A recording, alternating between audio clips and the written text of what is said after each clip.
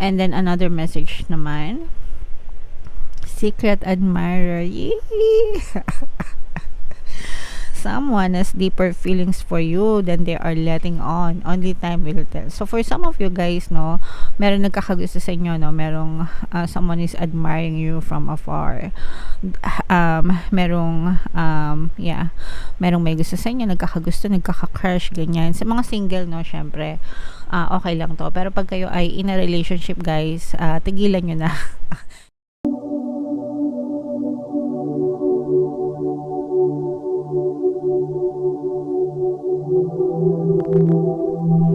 Hello guys, hello Capricorn, welcome back to Pinay Pixie Tarot. Ang pamagat ng episode natin for tonight is OOTM, Oracle of the Month, para ngayong January mga kapixie para sa Capricorn, Sun, Moon, Rising, Sign, and Venus. Meron tayong tatlong set ng decks dito guys. Ito yung para sa spiritual messages, life messages, and then ito naman yung para sa love life nyo. Okay, so unahin natin yung spiritual messages. General reading lang, mga kapixie. Pwede mag-resonate, pwedeng hindi. Comment down below guys if feeling nyo naka-resonate kayo sa mga messages nyo. So dito sa deck na to guys, kinuha natin yung parang pang-spiritual lang, okay? So tingnan natin yung spiritual message for you. Gratitude, wow. So ito yung palagi kong sinasabi sa inyo mga kapixie na kailangan nagpa-practice kayo ng gratitude. Pero basahin muna natin to guys, no? Whenever you turn on a tap, give thanks for the water. Whatever you think you eat or drink, give thanks for it. When you sit quietly, give thanks for the peace that surrounds you. Say thank you for everything. Every day, you'll realize that abundance comes in many forms. So, eto guys, eto habit ko to. As in, talaga, sa kahit anong ginagawa ko, I always say, thank you. So, let's say for example, sasakay ka ng jeep, sasakay ka ng tricycle, di ba nagko-commute kayo? Pag umalis kayo, pumapasok kayo. So, kapag nakasakay ako ng tricycle, magti-thank you ako. Pag baba ko, magti-thank you ako. Kahit na hindi naririnig ng driver, ganyan, I always say thank you. Or basta sa kahit anong pamamaraan mga kapixie, I always say thank you.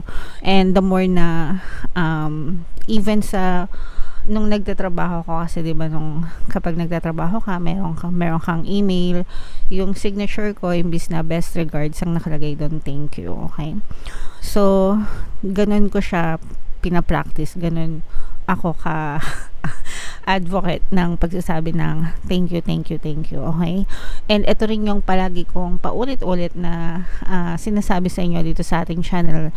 Kung matagal na kayong nanonood dito sa ating channel, I always say to you na palagi kayong magti-thank you mga kapixie, because the more you practice gratitude, na-convert yung energy nyo from negative to positive. Ibig sabihin, nakikita nyo yung beauty, yung kagandahan ng mga bagay na nangyayari sa paligid nyo kesa sa magreklamo.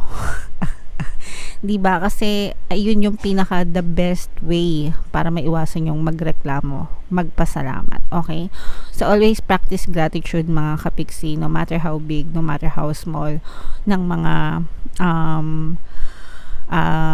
blessings, no, na natatamasa nyo araw-araw sa buhay nyo mga kapixie. And the more na pinapractice nyo yun, the more na ma-experience nyo yung mga blessings sa buhay nyo. Ito yung isa sa mabisang pamaraan para mawala yung mga blocks nyo, balakid sa buhay mga kapixie. Okay, kasi kapag nagtithank you kayo, naiwasan yung magreklamo, because sabi ko nga, nakikita nyo yung magagandang bagay imbis na yung mga pangit na bagay. Okay? Yeah, so ganyan din ako mag-affirm mga kapixie. Nag-start ako sa thank you. Okay? So, yeah. So, yan ang iyong spiritual message guys. Comment down below if feeling nyo naka-resonate kayo dyan. So, ito naman is para sa life messages nyo. Bubuno tayo ng dalawa dito guys. So, habang sinashuffle ko to, panoorin nyo muna itong video natin regarding sa ating paano mag-manifest ng abundance video course. Kapixie, sawa ka na ba sa mga struggles at hirap sa buhay mo? Masipag ka ba at masikap sa buhay ngunit hindi ka pa rin umaasenso? Ilang beses ka na bang nag-attempt magnegosyo at mag-invest pero palagi ka pa rin nalulugi? Sa pagkakataon na ito ay maaaring may subconscious beliefs ka na nagiging balakid sa iyong pag-unlad at pagyaman. Introducing, paano mag-manifest ng abundance video course. Dito ay matututunan mong ma-overcome ang mga balakid mo para tuluyan ka ng umunlad, umasenso, sumagana, maging matagumpay, successful at maswerte sa iyong kabuhayan, pera, trabaho, negosyo, salapi at kaperahan ng bonggang-bongga. Dali, mag-send na ng email sa pinoypixie@gmail.com at simulan na ang iyong pagyaman ngayon. Alright, so gusto mo bang yumaman, kapiksi? Kung gusto mong yumaman, umunlad at umasenso ng bonggang-bongga, mag-avail ka na ng course guys kasi sobrang ganda talaga niyan. And good news mga kapiksi, no, meron tayong sale. Ilang araw na lang yung natitira mga kapiksi. Para sa ating Christmas sale, magbibigay ka ng 10% discount plus 1 free pampaswerte subliminal sa lahat na mag-avail until December 31 na lang guys. Kaya mag-avail na kayo habang may sale pa tayo. Alright? Okay, so ito yung mga life messages naman. So we have the sword and the bubbles messages or energy para sa inyo. Unahin natin tong the sword. This is quest for truth, okay? So ibig sabihin naghahanap ng katotohanan, naghahanap ng clarity, naghahanap ng kaliwanagan ng isip. This is a symbol of truth and power. Itong message na to or energy na to. This is a time for you where you can make as much progress as you desire. Pwede ka magkaroon ng progress. Ibig sabihin ng progress, resulta sa buhay mo hanggang gusto mo, okay? If you tell the truth, pag nagsasabi kayo ng totoo mga kapiksi, yung being honest, being matapat, great rewards will be obtained. Ibig sabihin pinagpapala, no? Yung mga taong makatotohanan, mga taong just, no? Fair. Kumbaga walang dark secrets, walang tinatagong, walang ginagawang under the table, ganyan.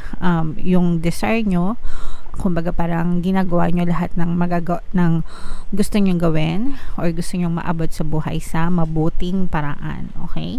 Kaya lalo kayong i-rewards ng universe mga kapiksi. The highest harvest will be obtained if you have sown the truth. Kapag palaging nasa tama yung ginagawa nyo mga kapiksi, kumbaga makahustisya makatamang karapatan, ano bang tamang salita mga kapiksi, makatotohanan, patas, ganyan. So, hindi kayo nanlalamang ng kapwa, okay? You will harvest yung mga rewards na para sa inyo talaga guys, okay? And then ito namang bubbles guys, this is cleansing, detoxification, purification of emotions. Di ba pagka naliligo kayo may bubbles anong nangyayari pag naliligo kayo? Di ba lumilinis kayo? So yun yung ibig sabihin nitong message na to. Purifications of emotions, breaking away from a vicious cycle. So kung meron kayong paulit-ulit, no, na nangyayari sa buhay nyo na experience, ibig sabihin nag-aano din kayo doon, nag-i-spiral. So kailangan nyo linisin yung mga thoughts nyo, yung mga isipan nyo, yung pattern of thoughts nyo para matigil, no, yung katigahan nyo sa buhay mga kapiksi. Worries and problems can be beautifully cleaned. A solution will show itself if you can work with an obedient feeling without showing off. So yung mga worries natin, yung mga problema sa buhay, ganyan, normal naman yun wala naman taong hindi may problema. Kahit nga baby, di ba, may problema yan, hindi nila alam kung paano nila sasabihin na nagugutom na sila or may sakit sila, iiyak na lang sila, di ba? So lahat ng problema may katapusan yan mga kapiksi. Huwag kayo masyadong mag-overthink, huwag masyadong magpakalunod sa problema. Instead guys, mag-focus kayo sa gratitude, no, and cleanse yourself guys. Maraming pamamaraan ng cleansing, kayo na lang yung bahalang mag-research mga kapiksi, mga katulong yon. Tsaka yung meditation guys, no, malaking tulong yan, especially kapag masyado kayong balisa, aligaga, kasi kapag nagme-meditate kayo, nagsasubside yung momentum of thoughts nyo and tumitigil yung pag-overthink nyo mga kapiksi, okay? So kung hindi kayo marunong mag-meditate guys, mayroon tayong Tagalog guided meditation dito sa ating channel. Nasa homepage lang guys, browse nyo lang, bandang baba, Tagalog guided meditation, pampawala ng stress and anxiety. Doon kayo mag-start mga kapiksi. Okay? Alright, so yan yung mga life messages nyo guys. Comment down below if feeling nyo naka-resonate kayo dyan. And then, ito naman yung ating love messages, no? Para sa love messages, bubunod din tayo ng dalawa. Habang sinashuffle ko to guys, naka-flash sa screen yung ating email coaching, manifest your desires using the law of attraction.